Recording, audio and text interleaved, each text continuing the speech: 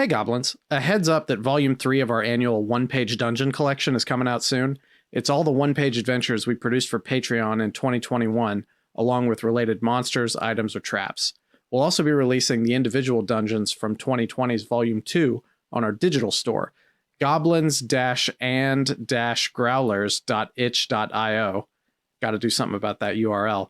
Follow us on Twitter at Goblins Growlers for the latest release notes, and check out our Patreon, patreon.com/goblinsgrowlers.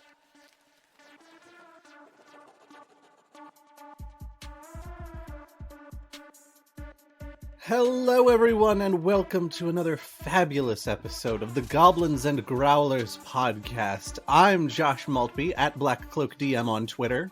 I'm Brandon Dingus at Way of Brandalore on Twitter. And Josh, we got a guest today, don't we? Wait, we do? Where is he? Let me see him. I want to see him. There he is. Wait, who? Who's your guest? I think it's Downs. I think it's you. Oh, it's me. Oh my God, I'm not ready. Tell us about yourself, Noah. Hi, my name's Noah Downs. I'm a lawyer, but I'm a cool lawyer, and I represent content creators, game developers, TTRPG players, Goblins and Growlers specifically, and not you, listening audience, unless I literally already do. What do you want to just go ahead and get your disclaimer out of the way up front? Yeah. Because okay, so guys, we're gonna be talking about some legal stuff today, or illegal stuff, as it may be. We'll see. And I want to make sure that I do a disclaimer for the listening audience. It's the first thing I got to knock out. So here you go, legalese. Everything I'm saying today on today's podcast is for informational purposes only and is not intended to be construed as direct legal advice. Your circumstances may always be different. You should always consult a lawyer. I am available for hire, but this does not create an attorney-client relationship between us. Basically what I'm saying is take this legal advice and don't try it at home. Go to a friend's house. Fantastic. You know, when we were getting ready to start this, I knew when you introduced yourself, you were going to be like, well, I'm a lawyer, but I'm a cool lawyer. Because 2 weeks ago, we basically spent a weekend together doing panels together. And I had to listen to that over and over again. I'm a lawyer, but I'm a cool lawyer. You should have you should have a branded t-shirt with that. Oh my God, I should. Yes. Oh, real quick, we'll do this. No credit. We'll do this at the end of the episode too, but where can people find you? Oh yeah, you can find me on Twitch, TikTok, and Twitter at My Lawyer Friend. Or you can find me on Instagram at My.LawyerFriend. And I have a podcast that you should listen to called Forgotten Paths, but I'll talk about that at the end. All right, cool. And so today we're going to talk about OGL, not OGs, but OGL, the Open Gaming License. Noah, do you want to give us a little bird's eye view of the OGL? Yeah, of course. And first of all, one of the things I wanted to ask is how much do each of you guys have with regards to knowledge about the OGL? Josh, you want to go first there? Very little to none. I know that it's kind of like when you've got a more open source website where it's like, yeah, you got to credit the original creator of this code, but you can kind of do your own thing with it as long as you're crediting the original creator. But that's about the limit of my knowledge. I know maybe just a little bit more than Josh because, I handle a lot of the publication stuff for GG. So I know Wizards has their sort of written OGL that you have to publish along with your stuff when you're doing it. I know that stuff in the system reference document is under OGL, and that's the stuff that you can pretty much just use as long as you give credit. But there's nuance to it, like, okay, so Dragonborns and Paladins are all in the OGL, but if there's a specific Dragonborn Paladin that like WotC has created, you can't just use that person. Exactly. Yeah, that's what they consider product identity. And so, yeah, you guys, you well, Brandon, you nailed it. Josh, thanks for being here. So the OGL, or Open Gaming License, but we're going to call it the OGL, is a public copyright license that is from Wizards of the Coast that may be used by tabletop role-playing game developers to grant permission to others to modify, copy, and redistribute some of the content that they design for their games, including game mechanics. So basically, it is Wizards' way of saying, okay, we know that y'all are going to make adventures for D&D, and you're going to want to share them with the world. And that's good for our marketing. Here is what is available under the OGL. This is what is available to use in your published adventures. Go have fun. And it allows people to make effectively derivative works and publish adventures. Now, what is included under the OGL is not every single thing that Wizards has put out for any edition. More recently, obviously, 5e is what we're talking about now. But it doesn't include everything. It specifically, as Brandon mentioned, it doesn't include specific characters. It doesn't include certain like iconic monsters. For example, the Beholder is not part of the OGL, so you can't use a Beholder in your published campaigns. The Forgotten Realms as an entire realm is not part of the OGL. You can't use that stuff in your published campaigns. But what you can use are game mechanics, certain races and classes, certain features, base stuff. Now, what's interesting is Wizards, when they published the OGL and the system reference document in 2016, they noticed that a lot of folks were saying, but wait, I want to use these subclasses. Oh no, I want to publish these things. And Noah, real quick, can you just describe the system reference document for folks who may not be 100% on what that is? Yes, excellent. So the 5e system reference document, or 5e SRD, as it's more commonly referred to, is a document that basically says this is what is in the OGL. Everything that's in here is fair game. Go nuts. And it's a long document. It's like 100 or so pages, I think, maybe even longer. Yeah, it's much longer than that, if I recall, because I had the whole PDF for a while. That's the SRD is something that I've recommended if people have come to me and been like, "Oh, hey, my kid's really interested in getting into D&D, but I don't want to drop like $100, $300 on books for them to just drop it." I was like, "Well, just download the SRD and give it to them, and then if they like that, then you can get them the actual stuff because that's all you need to play." Yeah, the SRD is how I got reintroduced to 5e, actually. So for those of you following along at home, the entire SRD is online, 5esrd.org. We'll put that in the show notes. Yeah. So effectively, the OGL uses the SRD. So the OGL is the license that says anything in the SRD is fair game for you to use, as long as you're not reselling or redistributing for profit, that kind of stuff. However, it allows publishers of adventures, which can be occasionally used for profit depending on how you do it. But basically, I just gave a lot of conflicting advice. The OGL uses the SRD. If you are trying to publish D&D related content, the SRD is your Bible, and the OGL is what tells you how to use it. That is the simplest form. However, Wizards said, well, if you really want to do more, we also have this thing called DM's Guild, which is their website by which you can actually license even more content. And it's also a storefront where you can sell your adventures that include things that aren't in the SRD. And you can submit for print on demand and other kind of stuff like that. So the OGL is, it's anyone's game. DM's Guild this is the cream of the crop. You can submit for inclusion there as well. And digging a little bit into the contents of the SRD and what is and what isn't available, you're talking about things like the iconic monsters like a Beholder not being in there and people being unable to use them. Where does the law land on? Because I use the 5e SRD website sometimes, which is not the PDF, but it's sort of a wiki site that's been set up for that, and there's various like homebrew categories in there too, and there's a whole section for derivative monsters that like, oh well, I can't use the Beholder in my adventure, so here's the eye stalker that has a bunch of eyes on stalks growing out of it, but it's totally not a Beholder. Yeah, that's what we call a derivative work. And if you use that, or if you create that quote unquote derivative work, you're still infringing. So it doesn't help if you rename it, reskin it, whatever. If what you're doing is based on a Beholder, and it looks like a Beholder, if it looks like a Beholder, smells like a Beholder, and sounds like a Beholder, it's a Beholder. If it, it might just be a zombie Beholder, but it's still a Beholder. So if I'm writing something and I want to publish it, what steps do I need to take to be compliant with the Open Gaming License? Well, what I would recommend, keeping in mind this isn't legal advice, this is just practical advice, is figure out what's in the SRD. What can you use? That way you're not accidentally including a key important part of your adventure that you can't publish. Mhm. And so you would, first of all, figure out what's in the SRD, write your campaign, and then go through and double check to make sure that everything you've included is in the SRD. And then with your published materials, you need to identify this is published in accordance with the OGL.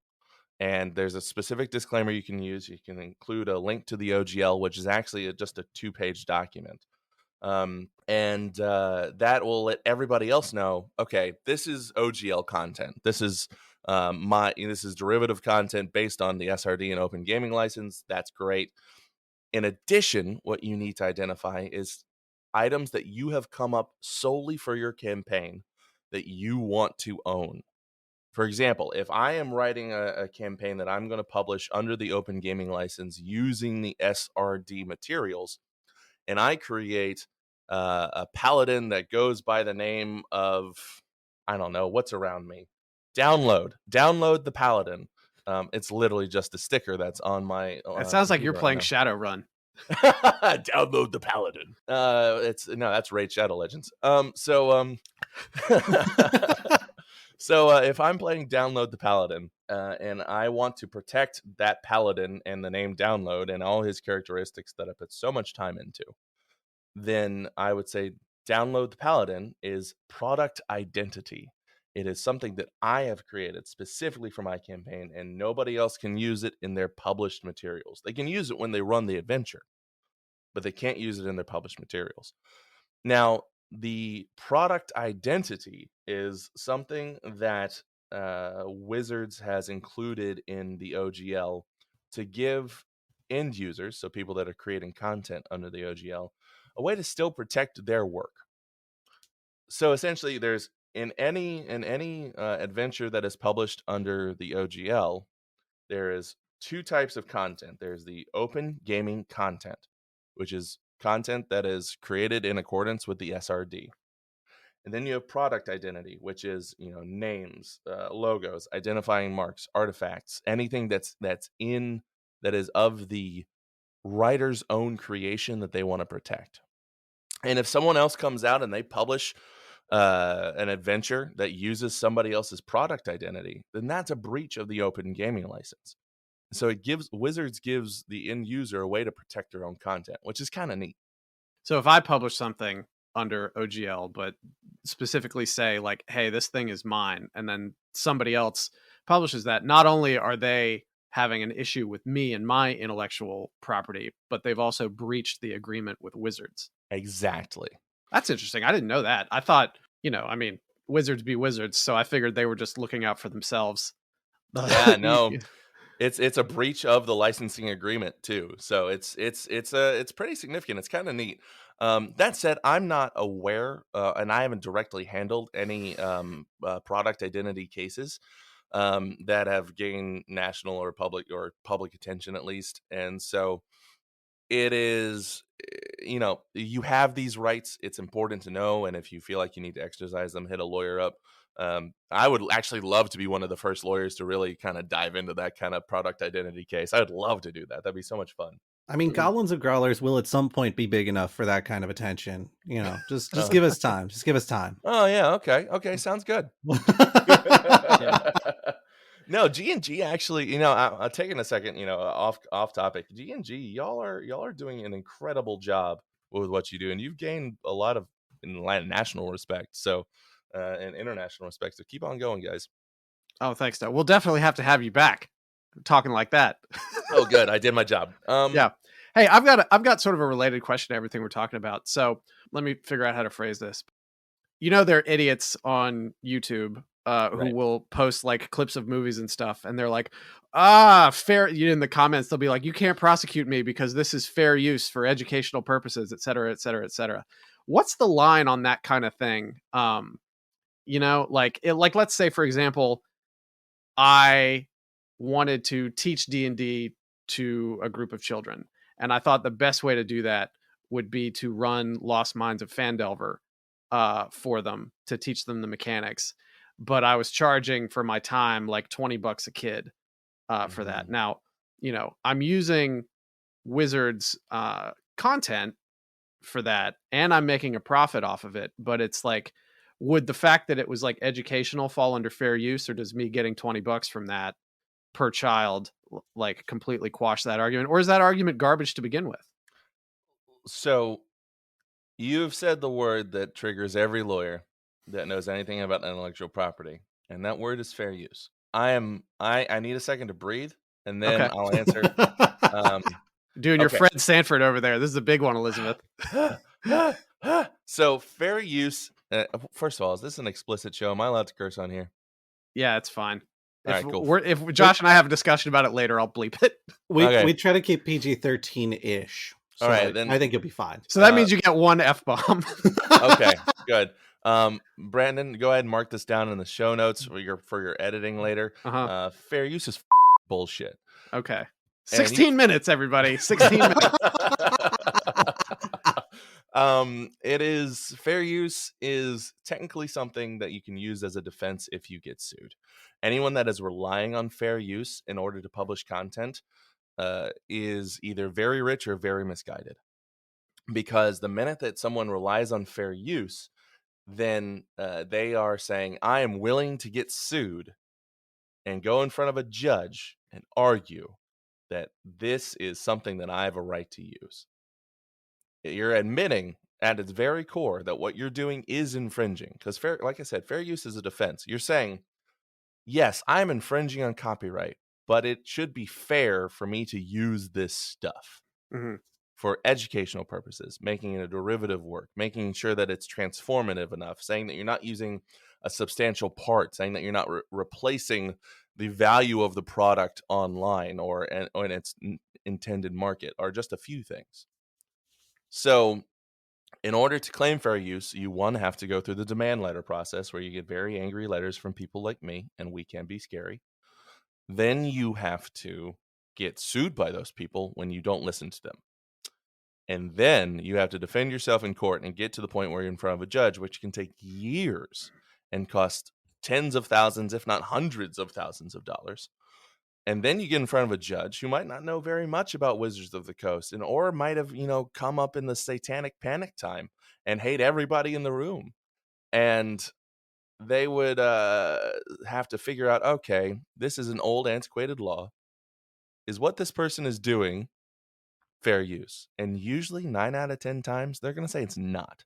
So that at that point, you spent $100,000, 2 years of your life, and you're staring down the barrel of up to millions in damages. So don't use fair use unless you have a very good lawyer. Only a slight digression, but is that essentially sort of the path that was taken with the Happy Birthday song and the litigation that went on for that? Yeah, you can see this with the Happy Birthday song. You can see this with Under Pressure. You can see this with all, like, everywhere. A guy I used to work with would joke about the Under Pressure lawsuit all the time. He did a really crappy Vanilla Ice impression, and it was like, no, mine goes dun dun dun dun dun dun dun. Oh my god. Dun dun dun. Yeah, that's amazing. Like for folks who aren't like terribly familiar, like, Happy Birthday, the traditional song, like somebody claimed that they owned the copyright to that for a long time. So whenever you would watch TV or see a movie or something and they were celebrating a birthday, they would have to come up with this bizarre analog and pretend like it was birthday. Yeah. And they would have to pretend like it was normal in that universe. I remember one time seeing a clip where Wendy Williams is like, I paid $70,000 for us to be able to use the Happy Birthday song on television today. That's amazing. But then somebody finally got it to court. And if I from the last thing I remember is that's been settled now and you can use that song, right? Yeah, it's been settled. I'm not going to give the advice that you can use it. But the answer is out there, folks. Feel free to Google foo it, because this one actually comfortable people can Google. Okay. Yeah, I didn't mean to digress on that, but you said that and that got me thinking about No, it's good. Actually, it's something that I've been throwing around some terms that we should probably dive into real quick. Just to recap so far, we've talked about the open gaming license and the SRD. The open gaming license being the actual key to using the published materials in the SRD.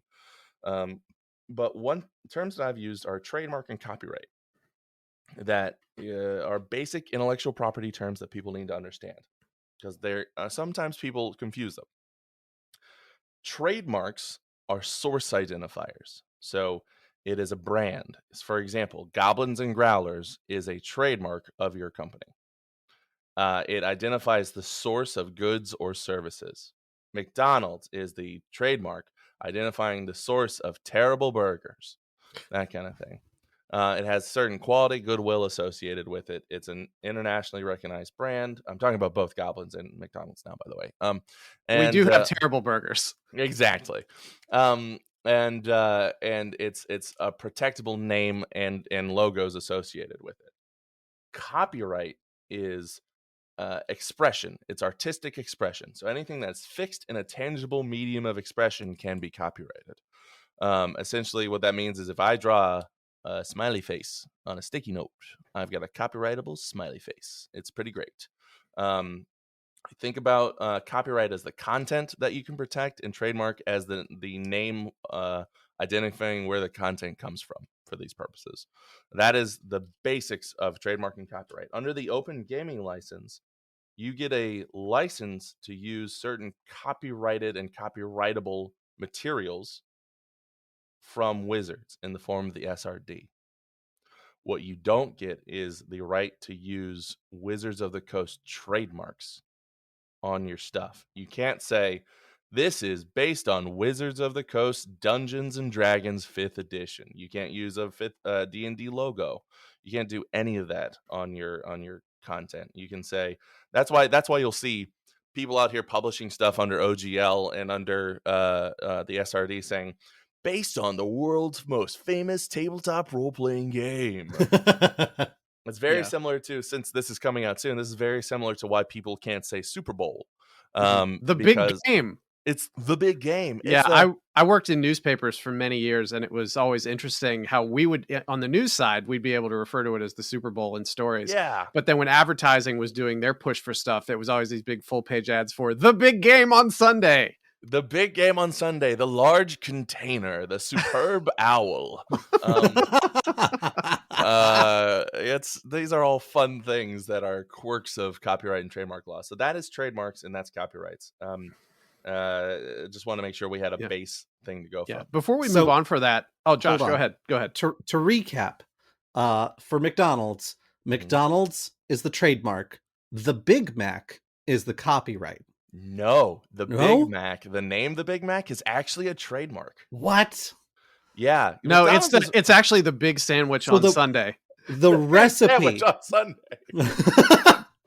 The recipe for the Big Mac is the copyright then. McDonald's is a really bad example for figuring out copyright. Goblins and Growlers. Goblins and Growlers is the trademark. Yes. And then if we create a character or a specific adventure setting, that is the copyright. Right. Because it's the material we're creating. Yes. So when you're looking at it's a one-page adventure. At the top, it'll say Goblins and Growlers. And then below it, it'll have the adventure. The top, Goblins and Growlers, trademark. The adventure, copyright. Let me ask you a question about copyright, because I remember when I was a kid, they would always say, like, if you create something, put it in an envelope and mail it to yourself. Nope. So you can have proof. Like, that's BS, right? No, that is 100% BS. So it is important to remember the dates under which you created something. But you do not have what they used to call a poor person's copyright by mailing something to yourself. Mm-hmm. It is useful, I guess, for trying to identify like when you created something, like having a postage stamp. But beyond that, you still need to register with the Copyright Office to even sue. So, what about? I've also heard people say, like, well, you don't like. Once you create something, you have a right to that. Like, that's protected. Like, you don't even have to do anything for it. I've heard people. Actually true. Okay. How does that work? So when you create so you can have copyrightable and trademarkable rights that you have not enforced yet. So you can have like if I draw that smiley face and then I see somebody go off and rip off my smiley face, they put it on a T-shirt or something. And I can prove that's a direct copy, that they had access to my smiley face, etc. Then even if I haven't filed a copyright, I can still send them an angry letter. And then if I need to sue them, then I need to file my copyright. Similarly with trademark, even if my trademark's pending or if I haven't filed for it, I have trademarkable rights in something. Because in the United States, trademark is a first to use, not a first to file system. So Oh, the minute you use it, you have trademarkable rights. And so if Goblins and Growlers can say, yes, I've been using G&G since, when did you guys found and start using the name? 2018. Yeah. So if you guys could say, since blankety blank date in 2018, we've had trademarkable rights in the Goblins and Growlers moniker.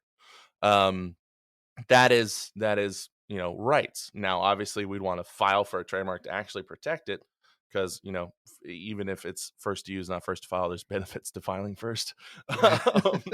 But if somebody else filed for Goblins and Growlers, say in like Indiana or Tuscaloosa or something like that, that's a state and a city, but whatever, then you would still have superior rights. We just need to enforce them a little bit differently.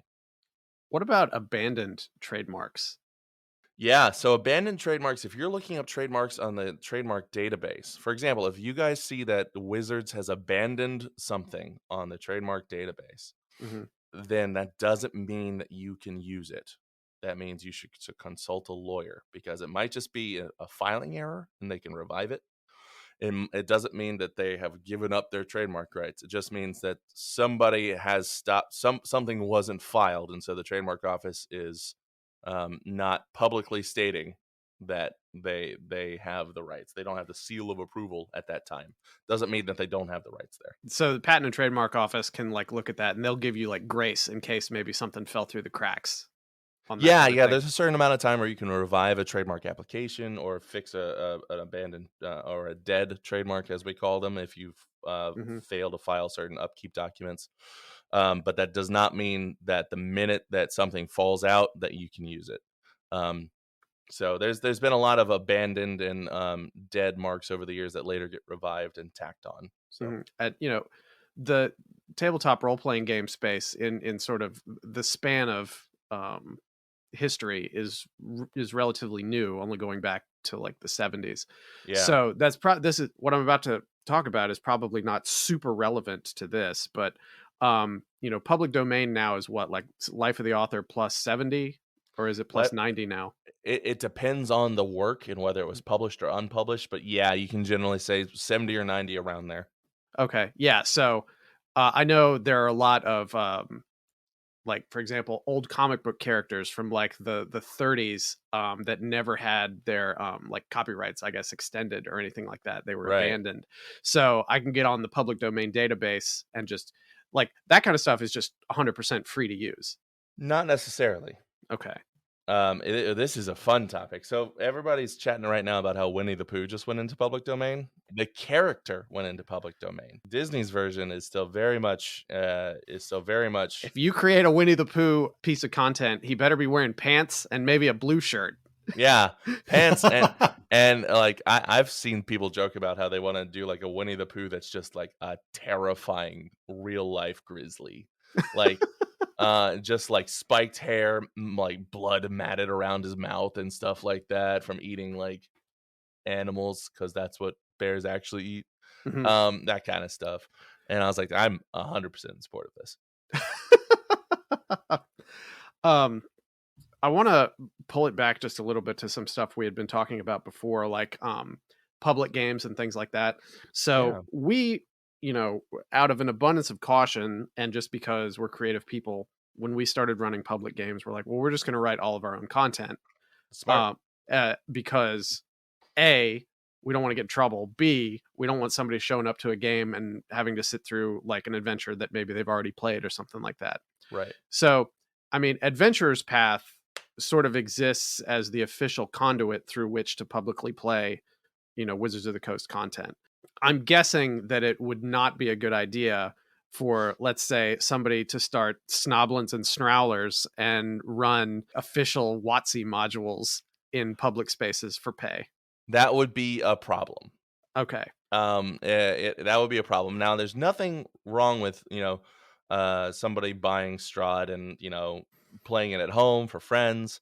That is the intended use. But the minute you buy something and start running it for someone else, you run into potential issues. Now, there's ways to do it. You can get licenses. You can request them. There's certain public things they've said, oh, you can use this, you can't use this, that kind of stuff. And it's so numerous that I hesitate to even try and delineate it here on the podcast. But you can use it at home like Strahd, but the minute you start doing it in, say, One-Eyed Jocks or something like that, you have a problem. One-Eyed Jocks being a Richmond local comic book favorite. I just realized that we're on a podcast that's distributed internationally. So, for those listening in Richmond, I will mention another great comics and gaming shop in Richmond is Alpha Comics and Games. There you go. Conveniently located in Willow Lawn, Richmond, Virginia. I was going to say regarding the use for pay and as opposed to using for home, it's like movies, right? Like you can take a movie home and bring over as many friends as you want and watch it. But the instant you start charging $5 a head, you have a licensing problem because you need to be paying the same kind of fees that theaters are paying to get the license to redistribute or show. You've run into the same problem that every fraternity in the United States has run into. You can't do fraternity fundraisers by doing that kind of stuff. So, but yeah, no, you are A-okay to watch it at home with friends. Don't charge for it. You can't even say, hey, bring chips, wink, wink. And then the chips is just like a bag full of money. Like air fried dollars, and which would be hilarious. Oh man, I know what I'm going to do for my next D&D campaign.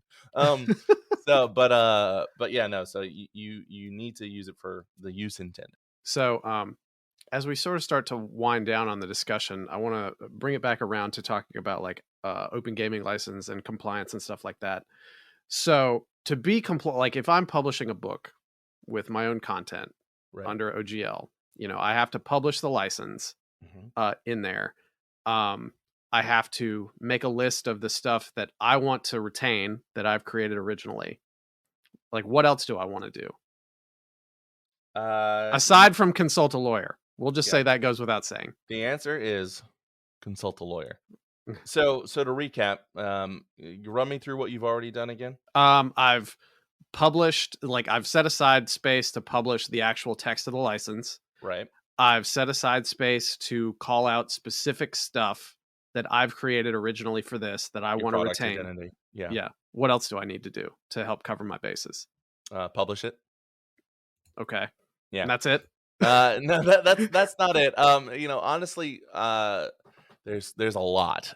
You want to, if you're trying to go for a specific thing, go ahead and nail it, and I'll dive into it. But you need to triple check everything, make sure you're good, and make sure you're good. And then, what specifically are you going for? I mean, I'm not looking for anything specific. I guess I'm just thinking like broad strokes, like, hey, if you're going to do this, here's some bullet points you need to pay attention to. Maybe not 100% like this is going to protect you in every situation, but keep an eye out. Yeah, check your marketing. Make sure you're not using trademarks and logos of Wizards of the Coast. And that includes the name D&D. That includes the ampersand and or any variation of it. Don't get cute. The minute you get cute, you get sued. Let me, here's a question. We talked about, the Bible for all of this is the SRD, and you should really 100% be going by that. For what you can include. Is there any kind of exclusionary list out there of stuff you definitely cannot include? To my knowledge, no. I usually work within the SRD and say I look for the inclusive portions of it. Do you have a resource potentially? No, that's why I was asking. We should make one. Yeah. I mean, I think that'd be really useful, especially because you flipping through the SRD, there are a lot of monsters in there, and I mean a lot of monsters.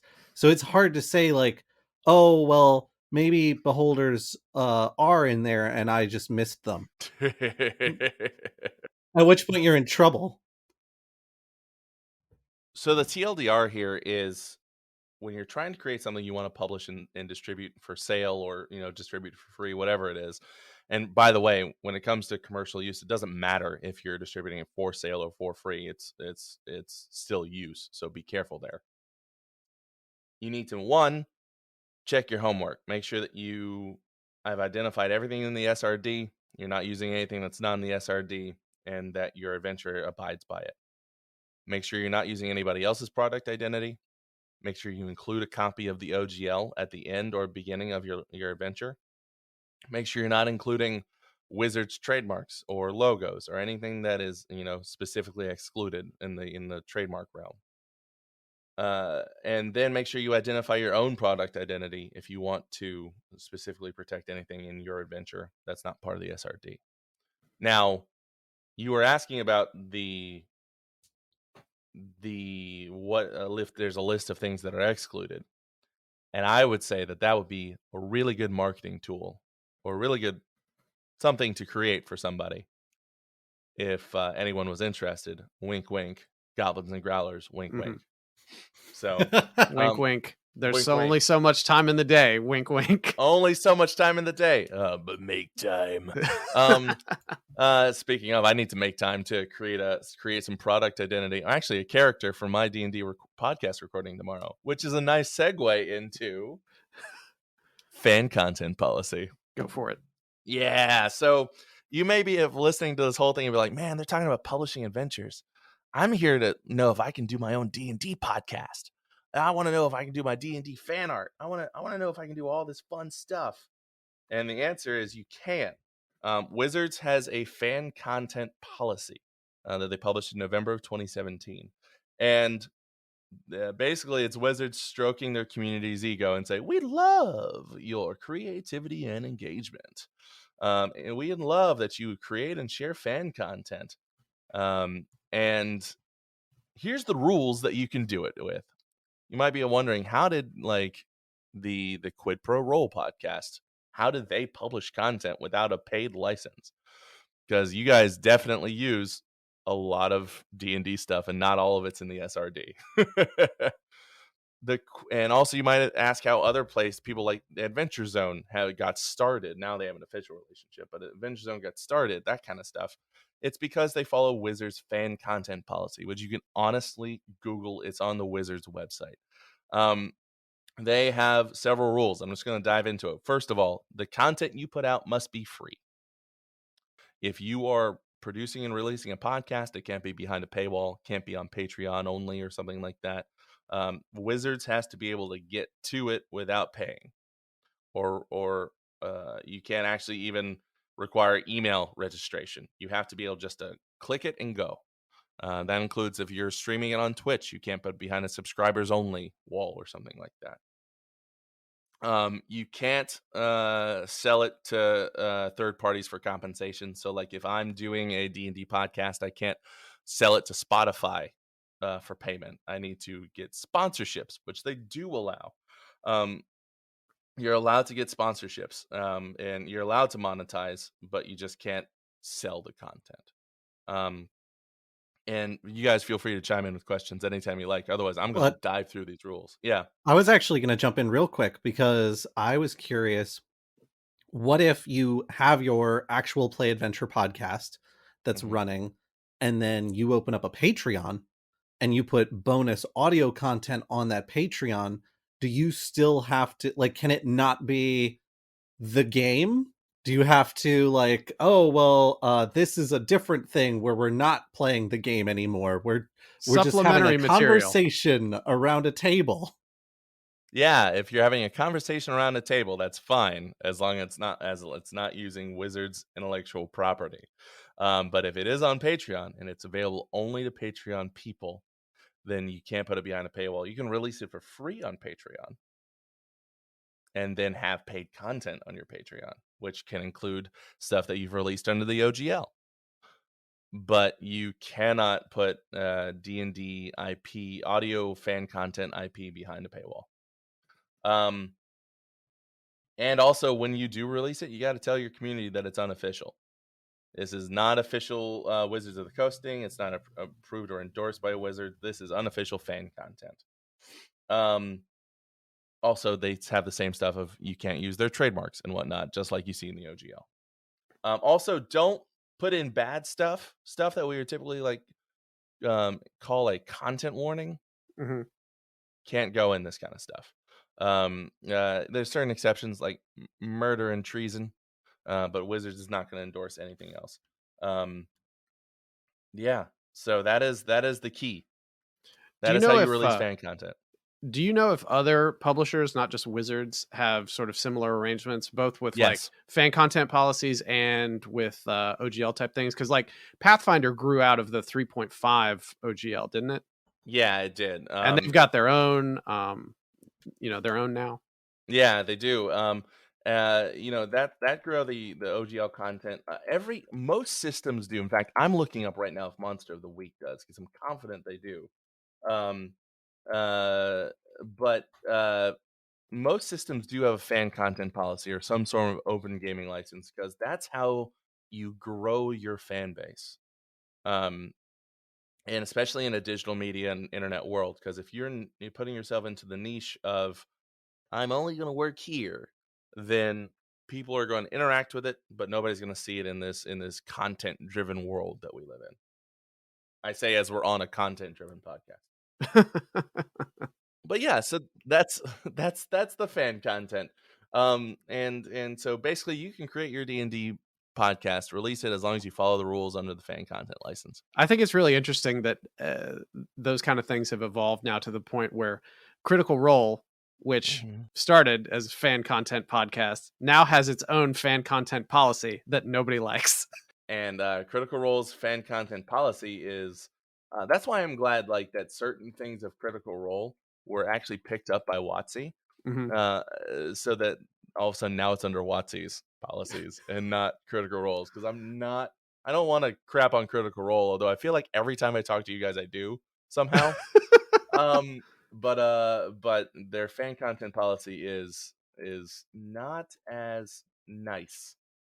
Yeah, I'll be the first to admit I have not read through it, because I actually don't listen to Critical Role, not because I have anything against it. It's just like episodes are like 3 and 4 hours long, and ain't nobody got time for that. You hear it here first. Brandon hates Critical Role.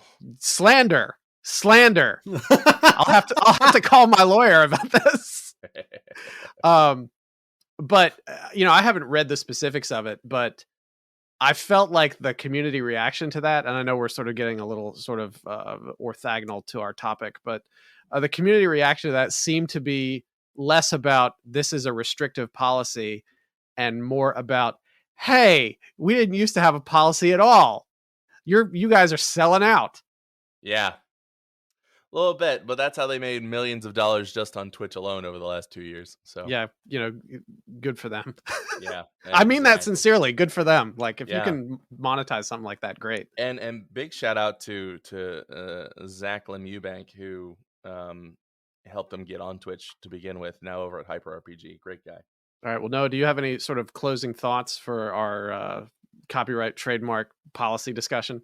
Yeah, honestly, if you got questions, or if you're like, I'm not sure, I'm going to wing it, don't. Get a lawyer. Lawyers aren't scary. I'm not scary, at least. Or at least I like to think I'm not. And just talk to somebody. If you want to do something, make sure that you're following the rules to do it, because even if you're releasing it for free, getting smacked down by the gods that are WotC is not fun. And it's much easier to talk to a lawyer on the front end when you're anticipating releasing something than on the back end when you're staring down the barrel of a lawsuit gun. And if somebody needs to talk to a lawyer, how can they get a hold of you to perhaps contract your professional services? Oh, hey, yeah, no. So my name's Noah Downs. I work at the law firm of Premack Rogers PC. We are, as the folks say, quote unquote, in industry. So we understand what's going on here. We're not just random lawyers from nowhere that like, oh, what's a Dungeon and Dragon? Yeah, you're not with Alan, etc. And you can follow me on Twitter, Twitch, and TikTok. You can get a hold of me on those platforms as well, at my lawyer friend. You can email me. My email's in my Twitter bio. And I'm always available and happy to talk to people. I set up free consults, and then, you're not going to get charged for the initial consult, because I won't be giving you legal advice. I'll be, finding out more about you and figuring out your problem and what I can do to help. And so that talk to a lawyer. Good God, just talk to a lawyer. Yeah. And I feel like there's something else you probably want to mention. I can't quite put my finger on it. Well, all this talk about fan content, really makes me think that I should probably talk about my own fan content. I have been recording and have started releasing a live play podcast called Forgotten Paths. It is available on Spotify, Apple Podcasts, or whatever podcatcher you use. It is an amnesia campaign, which we should probably record an episode about what an amnesia campaign is at some point, where my players don't have any memory of who they are, and they're filling out their blank character sheets as they go along. It's released every Monday. We've recorded 8 episodes. It's digestible 1-hour episodes. It's so much fun. We're having a great time.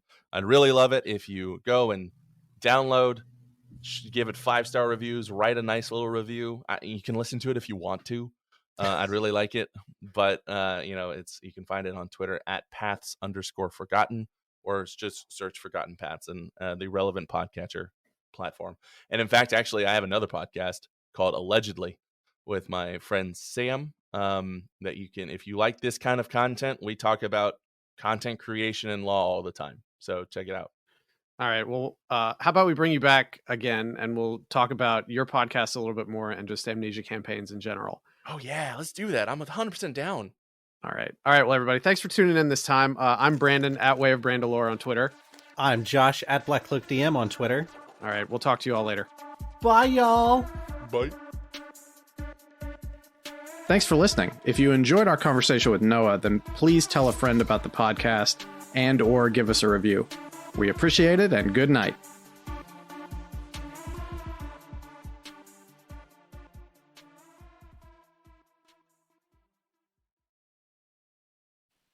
Oh, and a special bonus for anybody who's still listening. After the last episode where we talked about The End, the Christian Apocalypse role-playing game, the original author, Joe Donka, actually reached out to us. He listened to the episode. He got a real kick out of it. And we've set up a time to talk to him in a couple weeks, so y'all can be expecting that interview episode coming out soon. Ended up not being as much of a mystery as I thought it was going to be, since he just ended up saying, "Oh, hey, how you doing?" But I'm thrilled nonetheless. Josh is too, and we're looking forward to talking to Mr. Donka.